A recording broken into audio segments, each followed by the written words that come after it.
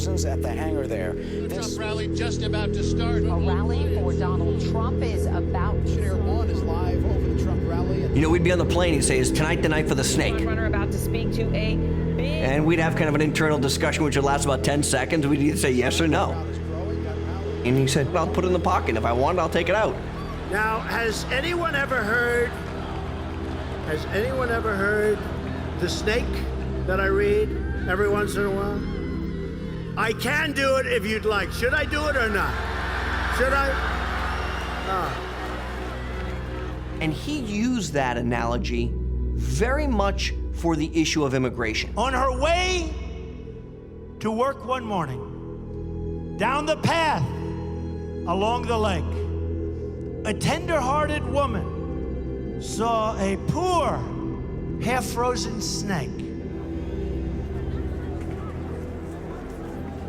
Take me in, O tender woman. Take me in, for heaven's sake.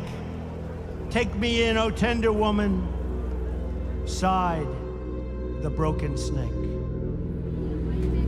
She wrapped him up all cozy in a curvature of silk, and then laid him by the fireside with some honey and some milk. Now she stroked his pretty skin, and then she kissed him and held him tight. But instead of saying thank you, that snake gave her a vicious bite.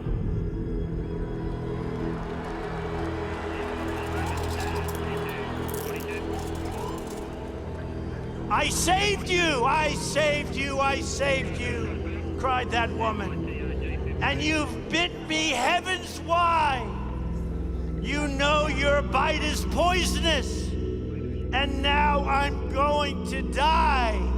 The woman's answer is, well, why would you do this to me? And he said, well, I'm a snake, right? And so you brought me into your home, and it's hard to believe that you didn't know what I was. I'm a professional killer, right? Just because you brought me in doesn't mean I wasn't going to ultimately revert back to my basic form. Oh, shut up, silly woman, said the reptile with a grin. You knew damn well I was a snake before you took me in.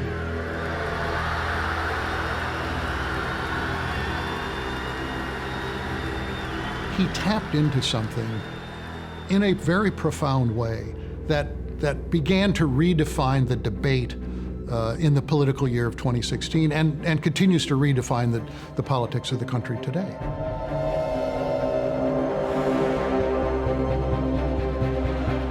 How Donald Trump came to use resentment over immigration as a political weapon is a central defining aspect of his presidency.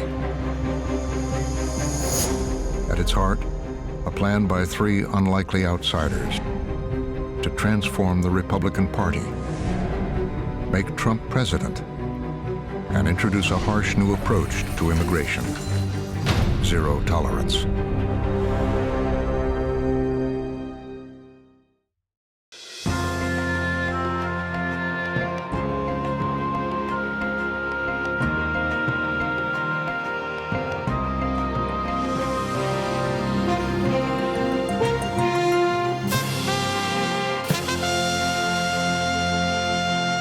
Tonight's program contains language that may not be suitable for all audiences. Viewer discretion is advised.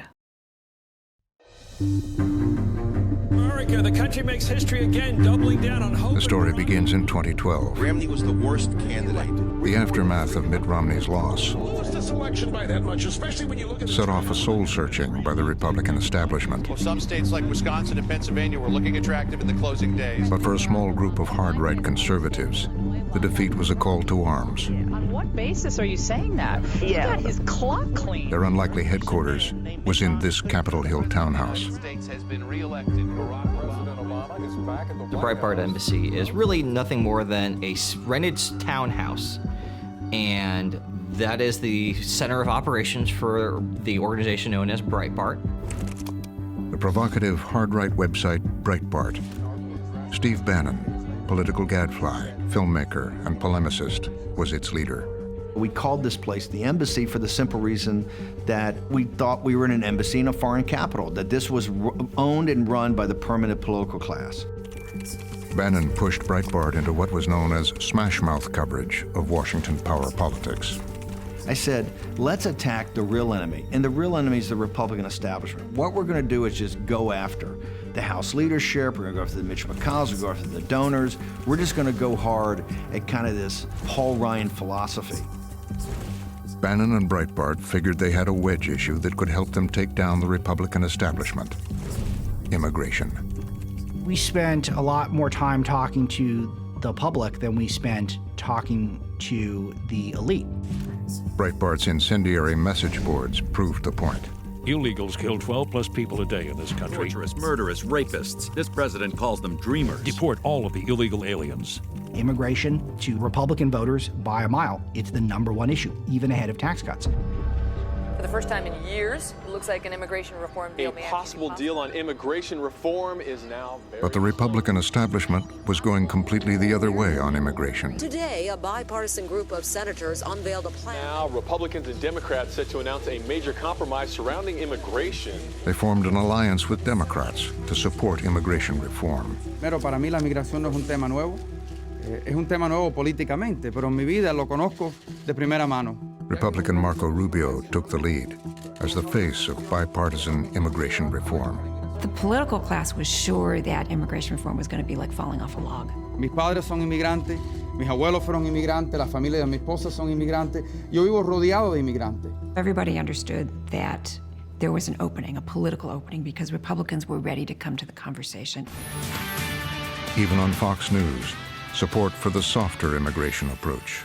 There were very dark days. 100% Fox News was pedal to the metal to get this amnesty bill passed. I want to give Rubio credit because he's talking intelligently about a rational, effective, humane response to the issue. We're going to work with our colleagues to get something responsible done that's fair, but also responsible. I like your program. I think it's fair.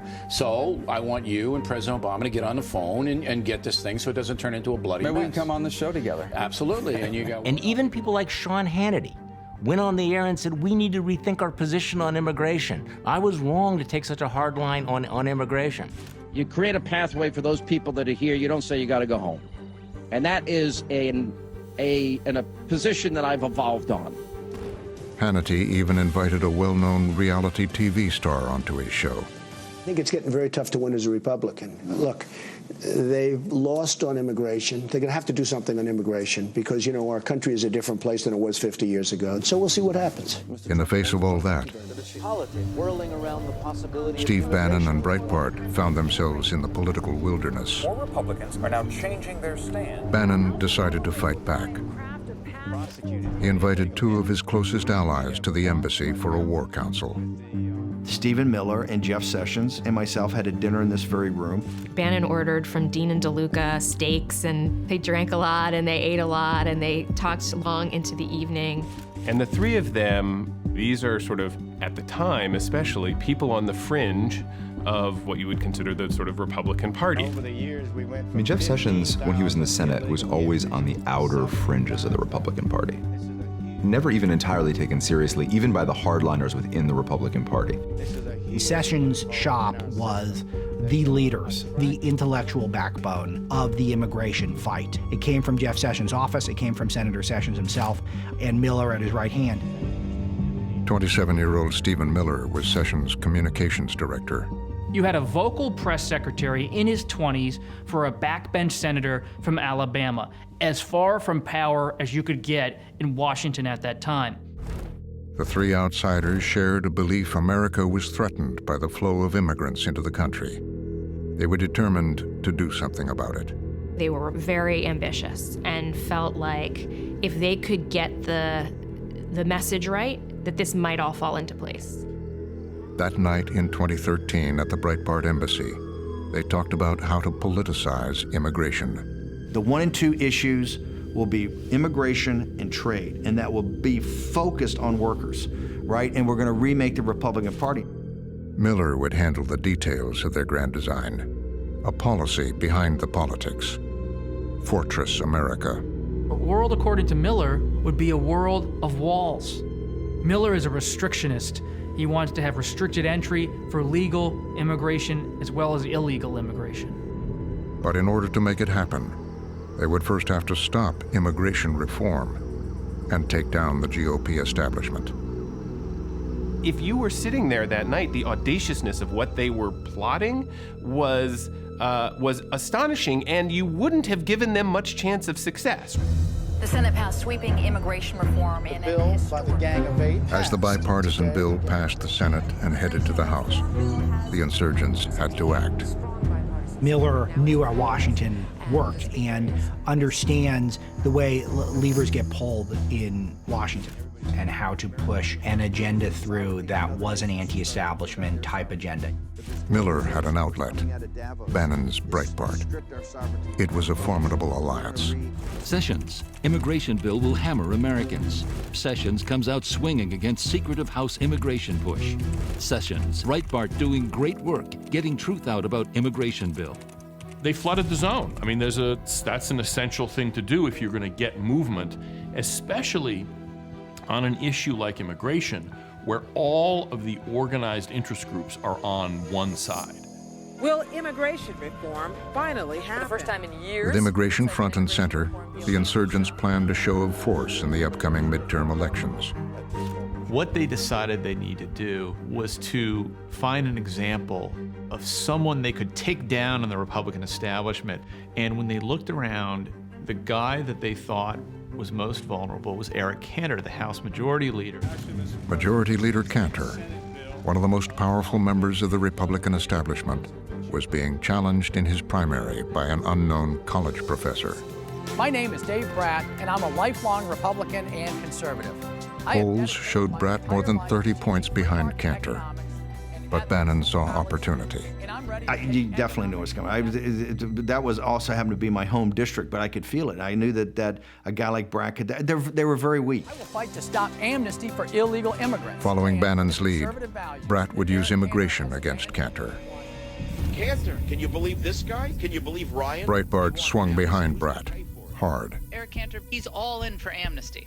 They set the agenda for right-wing radio. You're a coward, Eric Cantor. You only Eric Cantor, who wants amnesty. Paul Ryan, who I call anything that became talking points on conservative radio were coming from Stephen and put on Breitbart. And you had a transformation where conservative radio hosts weren't clicking on Drudge Report on what to say. They were clicking on Breitbart.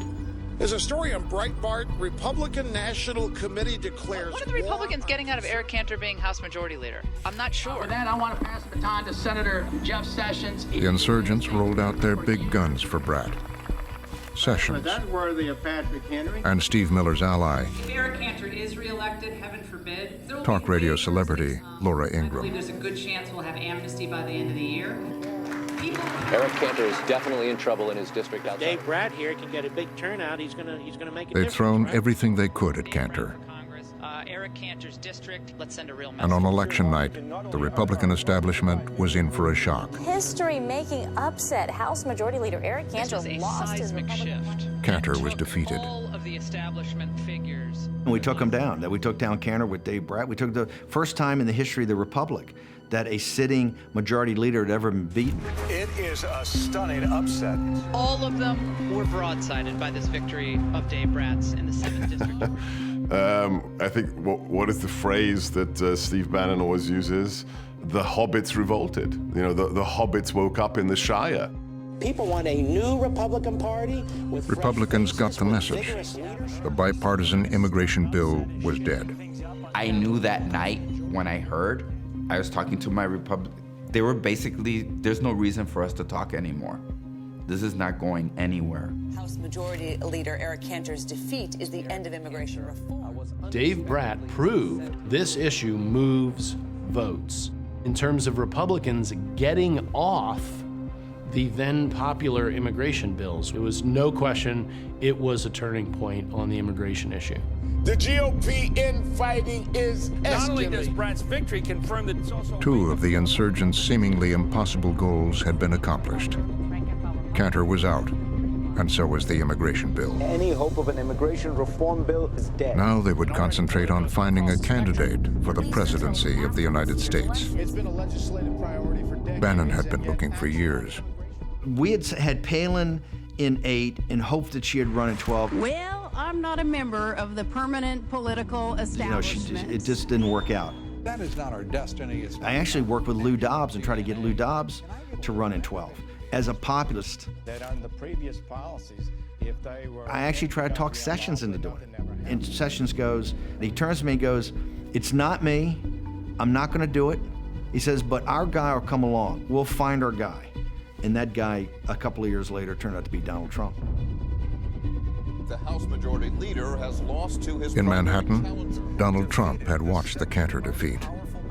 Now he believed immigration as an issue was a dragon slayer. Trump said he thinks Cantor's amazing loss can be traced to his stance on immigration policy.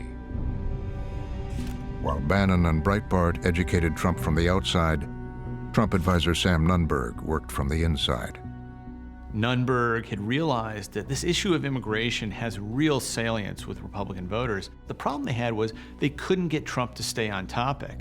Famously short attention span, and so Sam Nunberg came up with this idea, essentially a mnemonic device to keep Trump focused on the issue of immigration.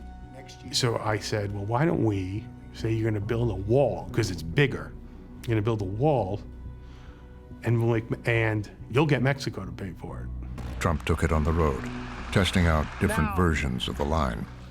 We have to build a fence, and it's got to be a beauty. Who can build better than Trump? I build. That's what I do. I said it in Iowa that day, and the crowd went nuts. You can watch it. The crowd went nuts. If I run, I will tell you, the king of building buildings, the king of building walls, nobody can build them like Trump. That I can promise you. I can promise you that. He said to me, you know, when I'm talking about immigration, I feel it. Sam, this is a movement. This is a movement. They get it. They get it. He had found his issue, and now Donald Trump had an announcement to make. The key moment is coming down the escalator. And I'm sitting there watching. We have 5 people up at Trump Tower. We have Boyle leading an entire team. We got wall-to-wall coverage. When Mexico sends its people, they're not sending their best. They're not sending you. They're not sending you.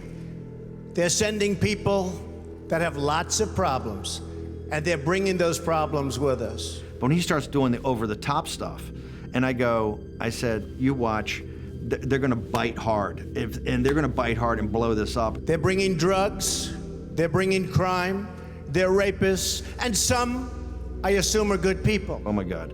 I said, he's just buried everything. They're gonna go, CNN is literally gonna broadcast 24 hours a day. Donald Trump's comment about Mexican immigrants has created controversy nationwide. Donald Trump's comments have triggered outrage. Trump not backing down from his controversial, some say racist language. I was waiting for Trump to take it back and say, oh, no, I didn't mean that Mexico is sending rapists. They're sending Rhodes Scholars. They're so much better than we are. And damned if he never took it back. So I had to say, okay, I'm for this guy. And which Republican candidate has the best chance of winning the general election? Of the declared ones, right now, Donald Trump.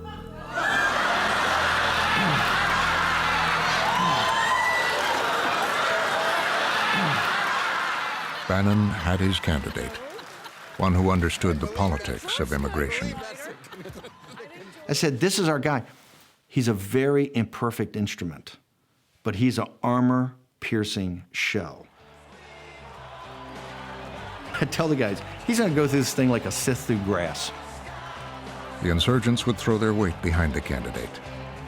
Bannon would push the Trump message from Breitbart, and they gave him something else, an essential endorsement from a sitting United States senator. And I want to just introduce you to him for a sec. Senator Jeff Sessions. Certainly, if you're an unconventional outsider candidate like Donald Trump, you actually do want some people who are part of the system. Wow, what a crowd this is. To validate your legitimacy. And that was Jeff Sessions' most important role in the success of President Trump. This time in American history, we need to make America great again. Also stepping out for Trump, another one of the insurgents. Ladies and gentlemen, please welcome the senior policy advisor for Mr. Trump, Mr. Steve Miller. How's everybody doing tonight? He was the one who would get up there before Trump came in to speak and sort of rile up the crowd. Donald J. Trump is going to secure the border and he's going to build that wall. He would have this magic effect on the crowd. And the crowd is loving it. And I was like, who is that guy? And they said, oh, that's Stephen Miller. That's the one who brings the crazy. Are you ready to vote for a policy that puts Americans first? And are you ready, Texas, to vote for Donald J. Trump? Miller got close to Trump. We will build a great wall along the southern Jotting ideas. Who's going to pay for the wall?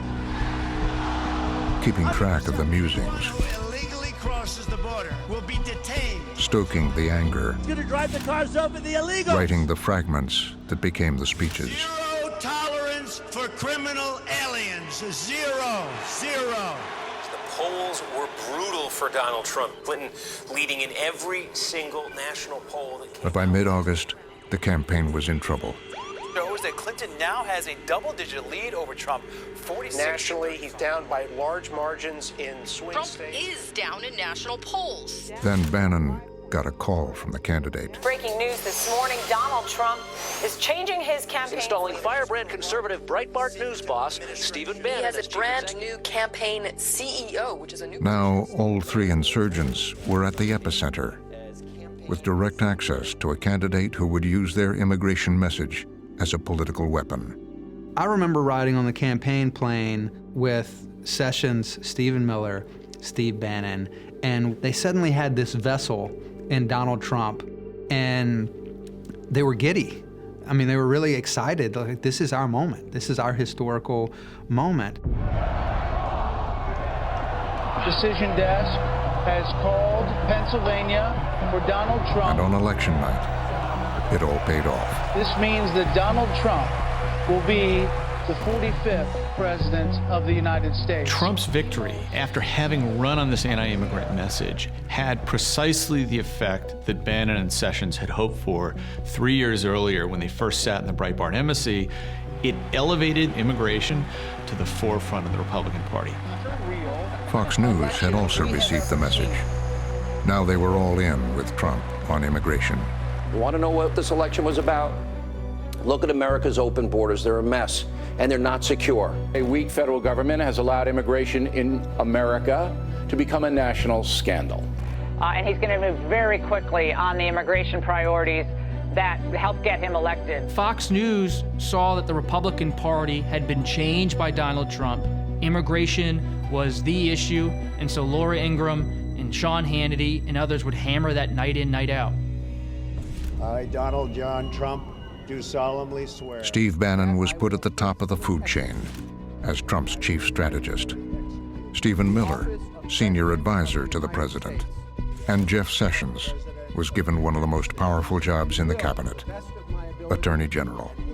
All of a sudden, they're three of the most powerful people in the country.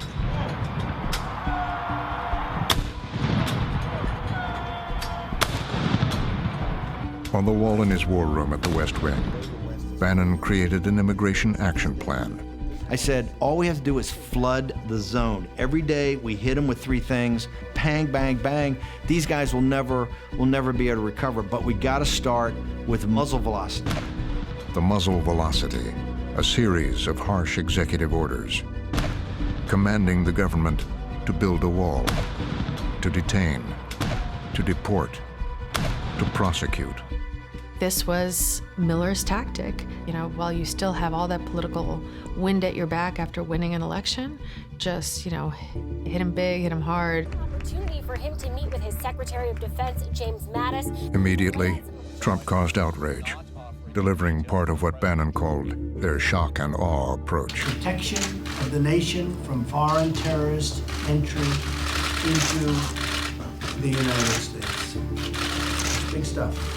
It was known as the travel ban, blocking entry to people from 7 predominantly Muslim countries. A scene of outrage at JFK Airport in New York, where protests all across the country, reaction from around the world. Now protests, outrage, and backlash from... And immediately chaos ensues. There are protesters at the airports. People are getting detained left and right. Seattle police actually dispersed some crowds with Watching the chaos on television, Republican Congressman Charlie Dent called White House staffer Ben Howard. And I said, Ben, was this thing run by the Department of Defense? He said, well, no. How about state? No. Homeland Security? Well, sort of. Justice? And I said, well, so who did this? He said, Miller. And I said, well, who the hell's Miller? I didn't know who Stephen Miller was at that moment. I said, who's Miller? And he said, oh, I can't do it. At the White House, they knew who Stephen Miller was. And a faction there wanted to keep him as far away from the president as possible. You had the Bannon, Miller, Sessions faction, and then you had the Gary Cohn, Jared Kushner, Ivanka Trump, Reince Priebus, and others. We had the two camps start to develop, the more establishment camp and more the kind of disruptors, populist, nationalist camp, and then everything eventually became a knife fight shortly thereafter. After the travel ban backlash, Bannon's stack of harsh executive orders was put on hold. His opponents in the West Wing were gaining ground with the president. Why he surrounded himself by people actively opposed to his agenda. Why he did that, who knows? Who knows? He has surrounded himself with people who disagree with him. Why did he hire his kids? Could be narcissism. They love me for me. Who knows? You're supposed to really push hard the first 100 days. What is going on? What are they waiting for? The things you elected Trump to do don't seem to be happening. Bannon and Miller wanted to make sure a tough stance on immigration stayed on the agenda. They would look up Pennsylvania Avenue to the Department of Justice, where Jeff Sessions was the boss. Jeff Sessions is the nerve center of the Trump administration's anti-immigration agenda. And Sessions wastes no time once he takes over at DOJ, pretty systematically retooling the asylum system. He's working on sanctuary cities. He's trying to figure out a way to starve cities of funding. And he's also working on what are basically the beginnings of the zero tolerance policy. The insurgents placed dozens of allies throughout the government. Many of them Sessions' former Senate staffers. Jeff Sessions and the people he hired to work with him inside the Justice Department knew how to work that system. They worked it early and often, and they used their power over immigration in ways we have not seen for a generation or more. They began checking off the boxes. What Sessions is doing simultaneously is he is starting to pull all of the relevant levers to make sure that there are no impediments to mass deportation. But Jeff Sessions had a big problem. This is an NBC News special report. Here's Lester Holt. Good afternoon from New York. We're coming on the air to bring you a news conference from The Russia investigation, run by his own Justice Department, was encircling the Trump White House and the president himself. I have now decided to recuse myself from any existing or future investigations of any matter relating in any way to the campaigns for President of the United States. Thank you all. Take care. We're watching TV on Air Force One, and the president was very upset because he felt like he was being abandoned. And Trump is very angry, very frustrated, and Jeff Sessions and Donald Trump's relationship was never the same after that. It wasn't long before Trump confronted Sessions at the White House.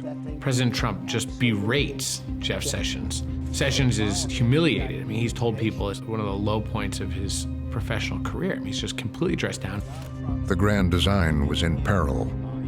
Sessions was preparing to resign. Steve Bannon reacted. I said, you were there from the beginning. I said, you rode shotgun with me the entire time. He goes, yep. I said, is there any doubt in your mind that this was divine providence that put us here, right? That this just didn't happen, that this, something's worked here, because he's a very imperfect instrument, but we're here. I said, and you're never gonna quit. He says, I will never quit. I go, no matter how bad it gets, because I'll never quit. Sessions returned to the Justice Department to redouble his efforts on immigration.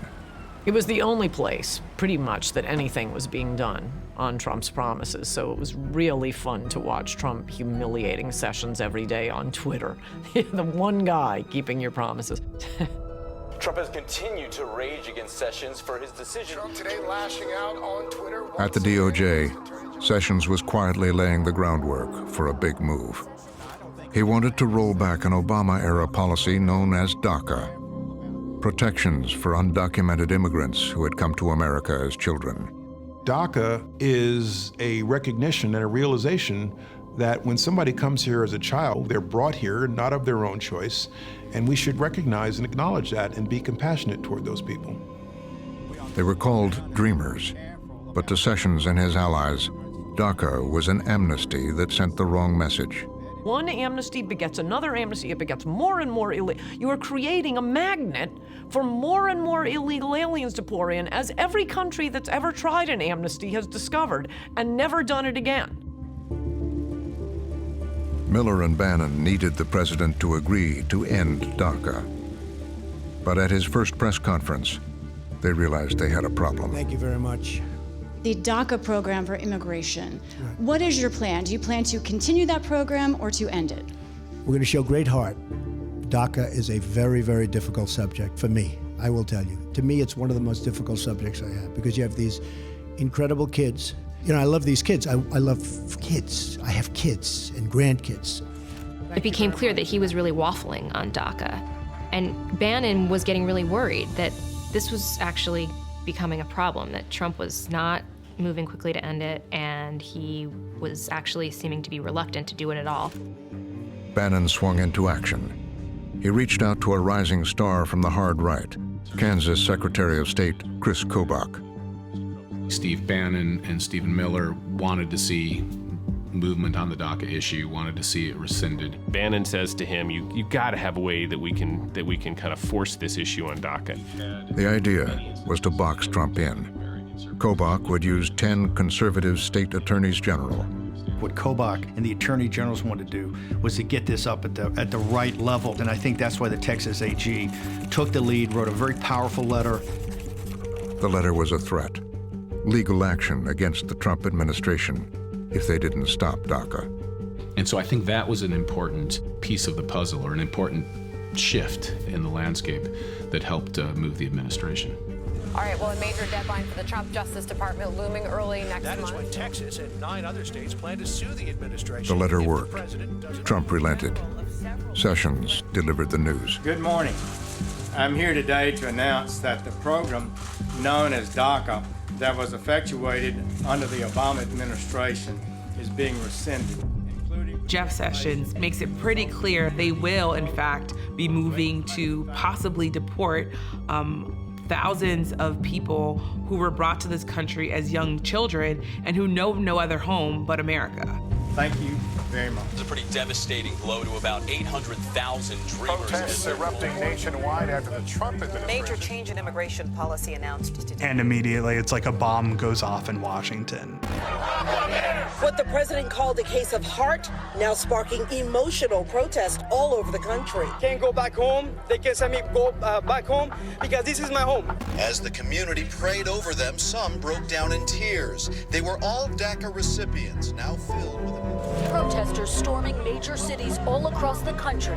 Outrage. Decision impacting nearly 800,000 people. As the negative coverage hammered the president, he made a political calculation. He backed off. Does anybody really want to throw out good, educated, and accomplished young people who have jobs, some serving in the military? Really? To the insurgents, it seemed like they had lost the president. Yet another bombshell. Their enemies were on the rise. Controversial chief strategist forced out after a short... After 7 months, Steve Bannon was out. How does Trump think he can get rid of Bannon? Wasn't Bannon the guy that got Trump? Over time, more and more Bushies arrived. So more and more people who were from the swamp, who had long resumes and were plugged into positions of importance and significance.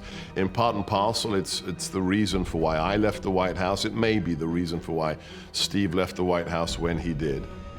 President Trump holding a critical meeting today with lawmakers. Meeting over at the White House today. With the insurgents weakened, Trump improvised. They watched what they considered a mind-boggling event. Congressional leaders, including Democrats, were invited to make a deal that could protect the dreamers. Here we are in the cabinet room, and I come in and notice, to my surprise, that my nameplate is right next to the President of the United States, to his right. I was not a close friend of this president. The president shocked the entire room when he allowed the cameras to stay for the meeting. So now we have the press giving live coverage for this meeting. I think we're going to come up with an answer. I hope we're going to come up with an answer for Daca, and then we go further than that later on down the road.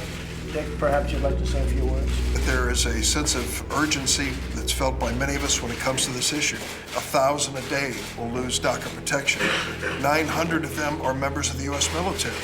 20,000 of them are school teachers. Lives are hanging in the balance of our getting the job done. I agree with that, Dick. I very much agree with that. And the president is referring to me as Dick all the time, and I'm thinking, I guess I'm his friend at this point. On television, the president said he wanted to make a deal, have an agreement to save Daca. When this group comes back, hopefully with an agreement, this group and others from the Senate, from the House, comes back with an agreement, I'm signing it. I mean, I will be signing it. Senator Feinstein almost can't believe it. Every Democrat sitting on the edge of their seat in that room wondering, is the president about to break from his own party and cut a deal? I'd like to ask the question, what about a clean DACA bill now, and with a commitment that we go into a comprehensive immigration reform procedure? I have no problem. I think that's basically what Dick has said. We're going to come out with DACA. We're going to do DACA, and then we can start immediately on the phase 2, which would be comprehensive. Would you be agreeable to that? Yeah, I would like to do it. He starts to actually get way beyond where certainly Stephen Miller, but a lot of his advisors are on the substance of what the deal would look like. I'll take the heat. I don't care. I'll take all the heat you want to give me. And I'll take the heat off both the Democrats and the Republicans. My whole life has been heat. I like heat in a certain way. It was disconcerting, and I did kind of have my head in my hands, but I've had that a lot in listening to the president. He is the kind of guy who, at least rhetorically, is going to be prone to just giving away the store, which is why even McCarthy, who's kind of a squish on all of these things, immediately piped up. Mr. President, you need to be clear, though. I think what Senator Feinstein's asking here, when we talk about just DACA, we don't want to be back here 2 years later. You have to have security, as the secretary would tell you. But I think that's what she's saying. I think she's saying something different. To immigration hardliners, it was a reminder that the president could not be trusted. It seems, I think, perfectly apparent to me and anyone else who observes this president. He's impulsive. He says things off the top of his head. He bears the impression of, like a couch, bears the impression of the last person who sat on him. It's just whoever gave him the last piece of advice, he goes out and says it. I really agree with Dick. I think it'll happen. All right, thank you. I hope we gave you enough. In an unusual move, cameras were rolling for nearly an hour on Tuesday. The president actually seemed open to comprehensive immigration reform. Just 2 days later, Senators Dick Durbin and Lindsey Graham were ready to deliver the deal Trump asked for. It included a future for DACA and Dreamers. It also included money for his wall. I mean, it really was what he'd asked for. Durbin let the White House know. Within minutes, the president calls back. What can I do for you, Senator? Well, Senator Gray and I have a bill. He said, good. The president said he wanted to meet with the two senators that day. I found that incredible. I couldn't believe I could ever get in to see a president in short order like that. Miller had to move quickly. One of Miller's talents was spinning the president up. He was constantly handing him, statistics and numbers and papers and links to Breitbart, links to Fox News clips. Miller's allies in the right-wing media sounded the alarm. Does not include a wall, a real wall, not a secret. No, they're all giggling that he's getting ruled. Talk radio turned up the volume. This is the only thing that Donald Trump can do to possibly derail himself. This is the end of the road for the Republican Party. All the right-wing media figures who championed Trump are losing their minds because all of a sudden everything Trump said during the campaign seems like it's up for debate, that he's willing to trade all of his campaign promises away as bartering chips. You shouldn't talk about immigration unless Stephen Miller is there to follow up. Senators Durbin and Graham arrived at the White House with their deal in hand. And while they're waiting in the West Wing lobby, all of a sudden the doors open and other people start coming in. Tom Cotton, very, very conservative. He has said publicly that, the DREAM Act is a non-starter. David Perdue, same thing, he walks through the door. Then there's Bob Goodlatte, who's the Republican chairman of the House Judiciary Committee. And then Stephen Miller walks in, and before they know it, they're all in the Oval Office all together. It's really Miller who makes sure that the room is filled with immigration hardliners. They're there to represent a position that they feel strongly about, which is frankly much closer to President Trump's position. Well, things went south in a hurry. Almost from his first word, you could tell that the president I spoke to 2 hours before and the one 2 days before who had invited us to come by had changed dramatically. And now he was opposed to every part of it. And that's when a lot of the profanity started flying. Now, the president was already in an unhappy mood because he kept reviewing all this migrant data from Miller, and he just erupts. He erupts.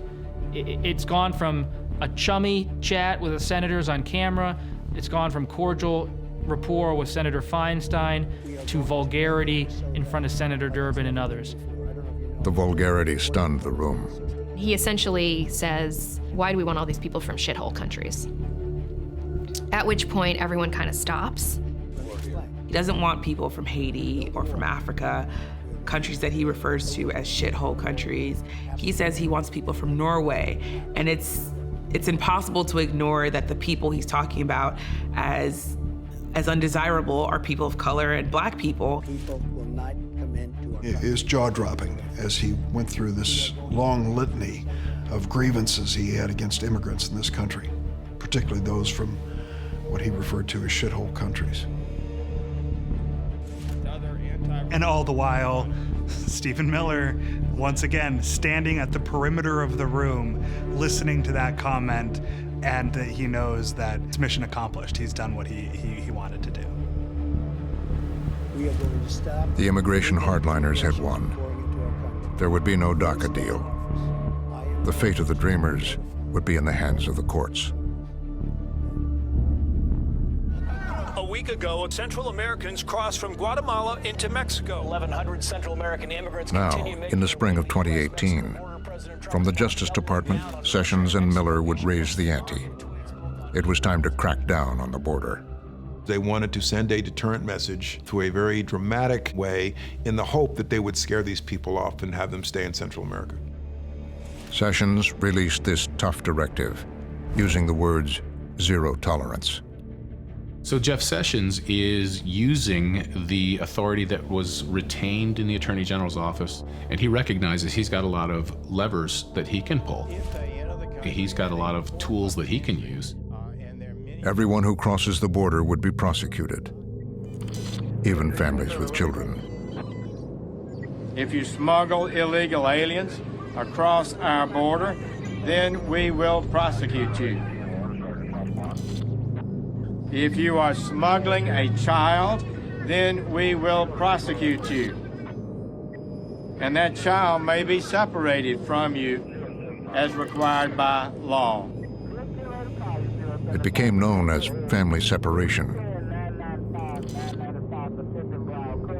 Like the travel ban and Daca, family separation quickly turned into a crisis as the images were released. Young children are pulled from the arms of their mothers.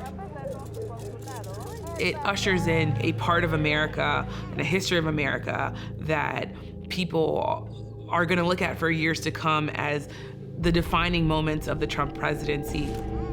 Children were separated from the adults with whom they arrived, and there wasn't meticulous association of those children with those adults.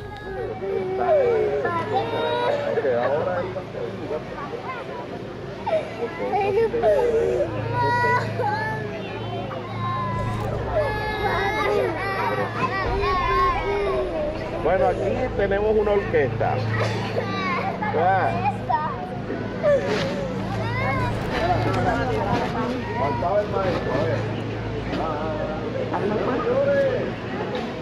Here's the thing that I think broke America's heart. They didn't know what they were doing. They weren't even keeping tabs. on where these children and who their parents are and where their parents were at. That's what they did. All it's doing is showcasing unbelievable cruelty. Trauma of separating a child who doesn't know what's going on. But Stephen Miller insisted it was all part of the grand design. When I talked to Miller, he said that he believes any time the country is focused on immigration, the president is winning. So when you're at the border getting footage of crying children being ripped from the arms of their mothers, that would seem to most people like a bad development for the president. To Stephen Miller, he thinks that this is just drawing the attention once again to the issue that we care about most, and he sees that as a win. Anger over the Trump administration's policy of separating immigrant children from their families at Now, the border. Democratic lawmakers are voicing their anger over the family The growing separation. outrage over families being separated at the border. The controversy quickly consumed Washington. Everyone, we're headed towards the Department of Justice. The White House faces a growing backlash of anger. For weeks, the president and the White House were under assault. The White House is struggling to explain and defend a practice now. Miller wanted to stay the course. The president's own family were strongly on the other side. Every day. Yesterday, 70 kids. Today, 70 kids. Once again, Trump capitulated. Signing an executive order I consider to be a very important executive order. It's about keeping families together. Ivanka feels very strongly, my wife feels very strongly about it. I feel very strongly about it. I think anybody with a heart would feel very strongly about it. We don't like to see families separated. This takes care of the problem. Thank you very much, everybody. I'm very disappointed in President Donald Trump. I think he's not getting the best advice on this. It's very disturbing. The insurgents had again lost control of what Bannon had called the imperfect instrument. But Trump signs an executive order for the 10 minutes it's going to survive. U.S. Attorney General is stepping down, apparently at the request of President A few months Trump. later, Jeff Sessions was finally out. Jeff Sessions, the Attorney General of the United States, has submitted his letter of resignation. Stephen Miller would be the only one of the original insurgents still on the inside. Sessions didn't survive and Bannon didn't survive. But Miller, who's the ultimate survivor, has managed to outlast pretty much everyone. The ramifications are many. Miller is a talented bureaucratic infighter. Miller understood that in order to survive and have influence with Donald Trump, you need to consistently display a fanatical degree of loyalty. And Miller has always been willing to do that, publicly and privately. Number of migrant families have arrived at the southern border in recent months, 144,000. That is the highest. The president had signaled he was scaling back zero tolerance, but there was an unintended consequence. The number of migrants increased. Families surged after the Trump administration ended. The ending of the policy has a pretty pronounced effect on the numbers of people showing up. The word gets back to Central America that zero tolerance is not really zero tolerance anymore. That if you come with a child, in fact, you will not be separated from that child. Right now, on Fox, they called the caravans an invasion. It's not a caravan, it's an invasion. We have every right to be able to protect our borders. And at this hour, what happens with the president on the caravans is he sees footage of them on Fox News and starts to fulminate against them, and it becomes to him this image of a border being overrun. 103,000 people were apprehended at the southern border last month. That includes the president grows angrier and angrier by the week as he continues to hear new numbers, new data about what's happening at the border. He can fly into fits of rage. Miller doesn't discourage this at all. For Miller, the crisis was an opportunity. It was election season, the 2018 midterms, and Trump was in campaign mode. So the president's going all out for the next few days, hosting 10 more rallies across the nation, focusing on illegal immigration. Miller knew what would fire up the crowds. We want our country to be a sanctuary for law-abiding Americans, not criminal aliens. We're not playing games. Because you look at what's marching up, that's an invasion. The president uses that to drum up his election push for the midterms and calls that election the election of the caravan. It was also the beginning of Trump's own re-election campaign. The closer we get to 2020, the more this president and his advisors are saying immigration is our fire. That's the fire we put in our torch to try to win in 2020. Determined not to lose his base, Trump was firmly back on the side of the insurgents. Now, Miller would call the shots. Stephen Miller is the point person at the president's side on the immigration issue. He is a driving force and he has an awful lot of knowledge that he brings to bear at the president's right hand.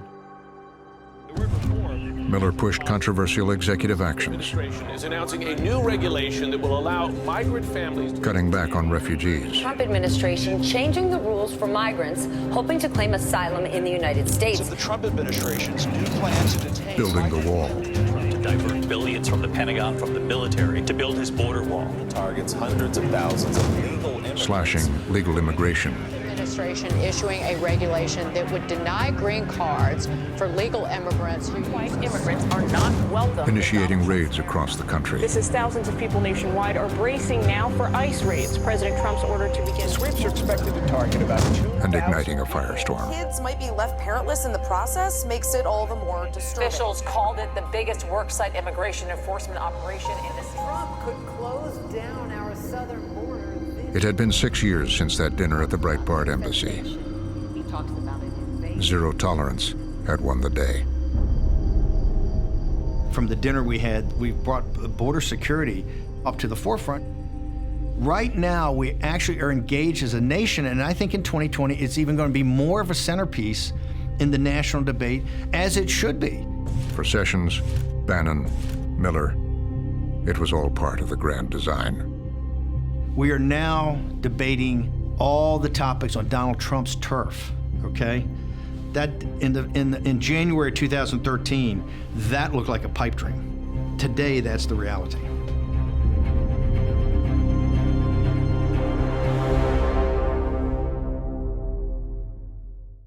Go to pbs.org/frontline for Frontline's latest transparency project and explore the dozens of interviews in Zero Tolerance. They said, "Oh, that's Stephen Miller. That's the one who brings the crazy." Why don't we say you're going to build a wall? Could be narcissism. They love me for me. So there's any doubt in your mind that this was divine providence that put us here? Connect to the Frontline community on Facebook and Twitter and watch anytime on the PBS video app or pbs.org/frontline.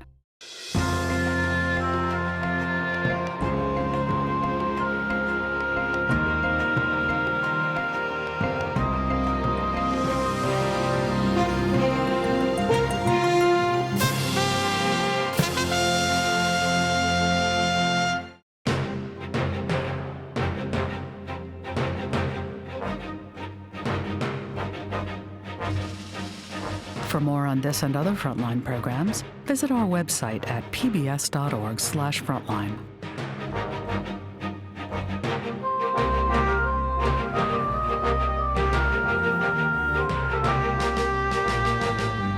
To order Frontline's Zero Tolerance on DVD, visit Shop PBS or call 1-800-PLAY-PBS. This program is also available on Amazon Prime Video.